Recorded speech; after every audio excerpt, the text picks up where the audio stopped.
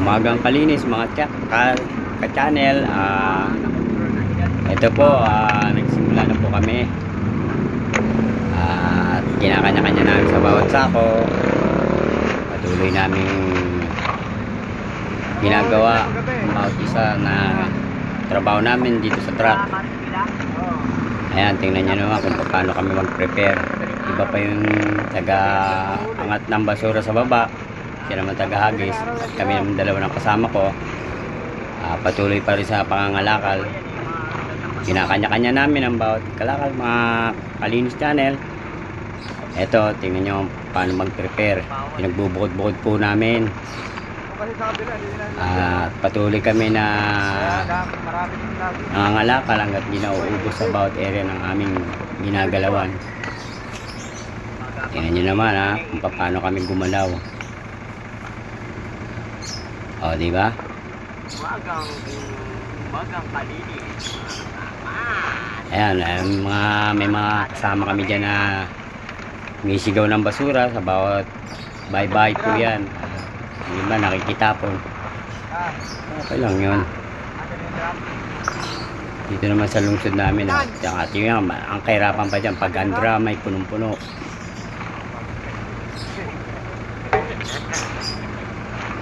Alat, punong-puno at kabigat-bigat. Kakayanin namin yan.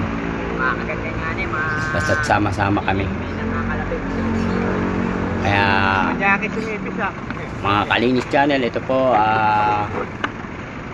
supportan nyo kami, like, share itong trabaho namin bilang basura dito po sa aming lungsod.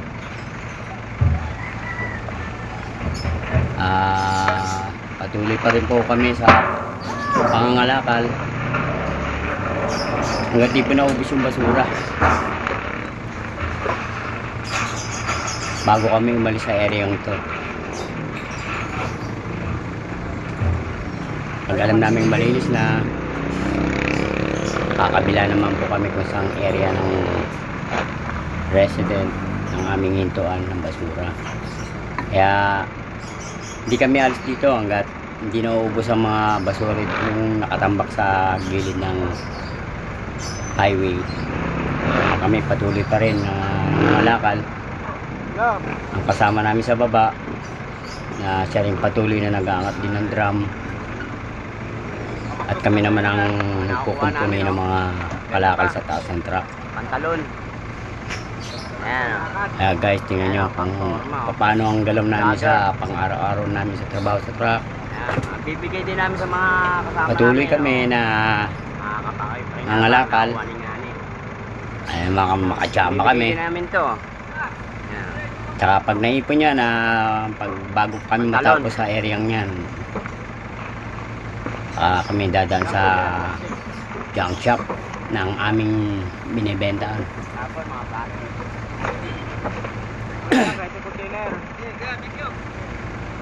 Ganyan po ang kahirap pero masayang trabaho namin dito sa truck.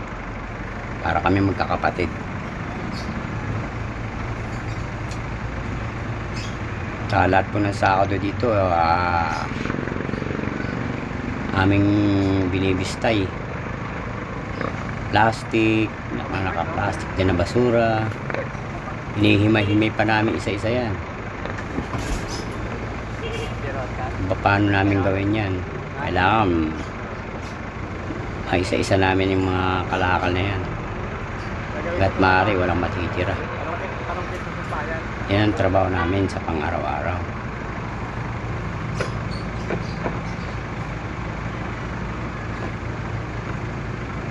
Opo, yan yung mga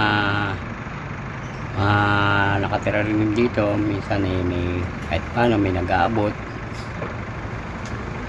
Pampalubog-lubog lang sa amin. Pinagtutulungan po namin yan.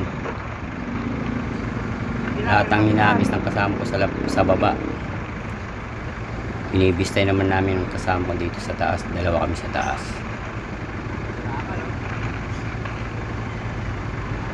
Hindi kami alis dito sa area to hanggat di nauubos ang basura dito.